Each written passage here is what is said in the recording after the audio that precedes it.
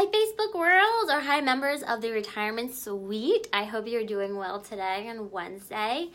Figured I'd do a quick video with this week's theme about teaching our children about money, relationships with money, and value of money.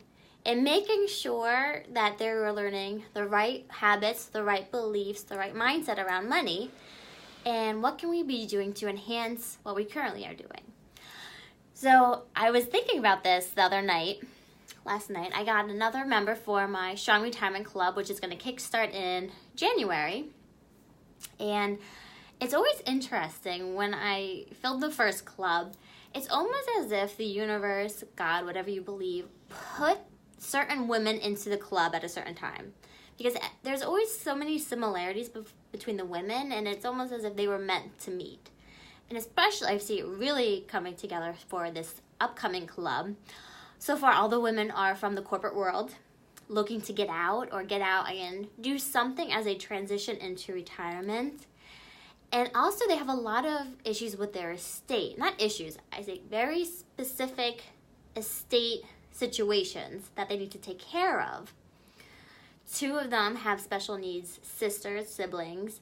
Another one who is interested in the club, same thing, a sister with special needs. So it's very interesting how the world works and why people are supposed to meet and bond and they can relate.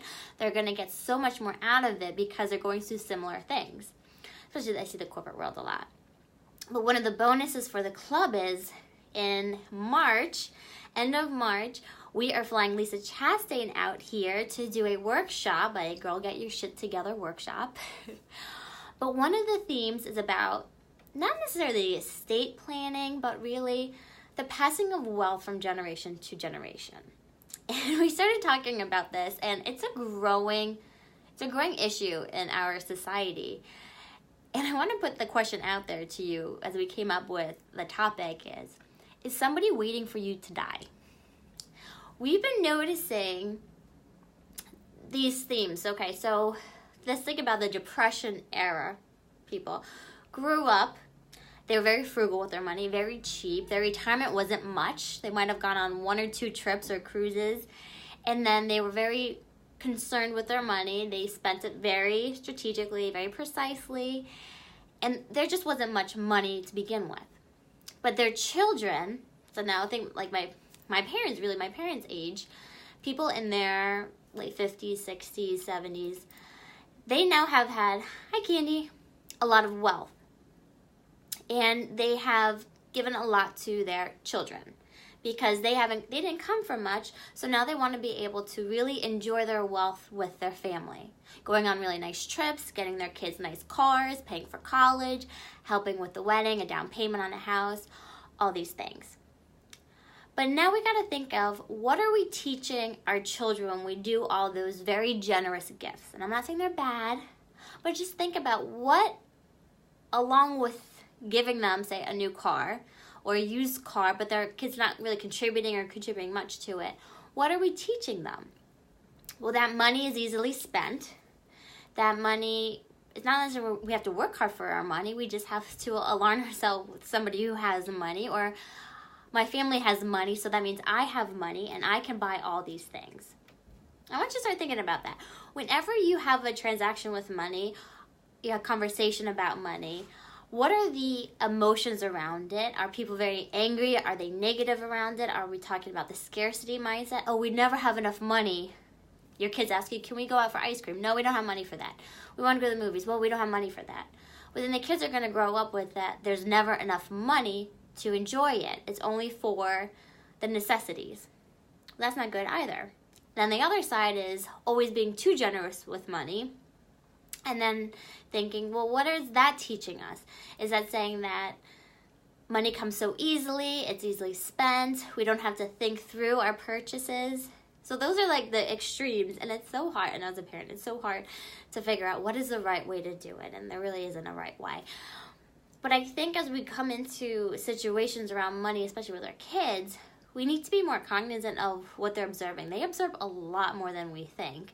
My daughter is 15 months now, and it's amazing what she picks up, and I don't even notice she's picking up, but she starts she's in that imitating stage. So she's always imitating what we're doing, what we're saying. And we leave a lot of imprint around money on our kids. So Lisa is going to be talking about this topic in March for the people in my world. All of our clients get to go. Prospects are going to have the ability to come. And it's really about, we call them the passive inheritor.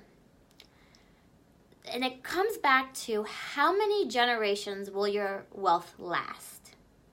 And making sure, one, that your estate is set up properly to have the money left to your spouse or your children and grandchildren without paying extra estate taxes, without it going to creditors, all that stuff. But also, more importantly than just passing on the wealth, is passing on the values of the wealth so that it lasts through the generations. Because if you've always been very generous with your children, gifting them money, gifting them very generous gifts, well then, what do you think is going to happen when they're gifted all this money and you're no longer here? Well, they probably will just spend it very quickly. So that's one of the big topics Lisa's going to talk about. And what we do address this in my Strong Retirement Club. We talk a lot about not just our estate, but really the significance of our life. And you've done so much hard work building up to retirement, saving money, all these things. What significance have you had to your children and grandchildren? What are some amazing money things that you can teach them, show them, so that they can pass that down from them to the next generation and so on? And it always comes back to the significance of our life. And when we reflect upon it, what are the things that are going to live beyond us? It could be our wealth. It could be some amazing things we've learned along the way, our experiences, our stories, belongings. I think the biggest thing is wealth. Not just the actual money, but how to view the money, the relationship with money, and what does money really mean in the end? Is it just a tool to have the life we want? Is it something that we can then give and be very generous? A lot of the wealthiest people in the world are the most generous people in the world. So think about, what are these money values? Why is money important to you? And why should it be important to your children? And it's not just to have the lifestyle or the appearance of having money. What is it? What is the root of money? Why is it so important to you? And a really good read, I just put up a book review, or tomorrow the book review will be up for Not Your Father's Advisor. And it's called Secrets Self-Made Millionaires Teach Their Kids. And it's a it's a big book, but it's a good book. Each chapter is about 2 pages long, and you're supposed to go through it with your kids.